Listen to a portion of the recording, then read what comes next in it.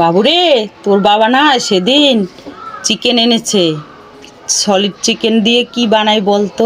ওমা, তাহলে আজকে একটু চিকেন কোপ্তা কারি বানিয়ে দেখাও তো। প্রথমে একটা মিক্সিং বাটিতে সলিড মাংসগুলো ধুয়ে পরিষ্কার করে নিতে হবে। তারপরে পেঁয়াজ কুচি, লঙ্কা কুচি দিতে হবে পরিমাণ মতন, ধনেপাতা দিতে হবে, আদা রসুনের পেস্ট দিতে হবে, একটা ডিম ফাটিয়ে দিতে হবে, তারপর হলুদের গুঁড়ো, লঙ্কার গুঁড়ো, তার ধনে জিরের গুঁড়ো দিয়ে তারপরে কিছুটা ব্রেকগাম রুটি দিতে হবে, দিয়ে মিক্সার করে এইভাবে এই যে বাটিতে নিতে হবে। তারপরে একটু পরিমাণ মতন লবণ দিয়ে সেটাকে মাখিয়ে সুন্দর করে নিতে হবে।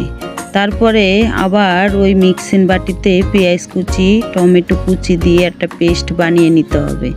তারপর প্যানে তেল গরম করে একে একে সবগুলোকে ছেড়ে উল্টে পাল্টে ভেজে তুলে নিতে হবে। তারপরে ওই প্যানে তেল দিয়ে লঙ্কা, তারপরে জিরা, তারপরে তেজপাতা দিয়ে ওই যে মশলাটাকেও দিতে হবে, আদা রসুন বাটাটাকে দিয়ে তারপরে হলুদের গুঁড়ো, লঙ্কার গুঁড়ো, কাশ্মীরি লঙ্কার গুঁড়ো, ধনে জিরের গুঁড়ো দিয়ে মশলাটাকে মাখাতে হবে।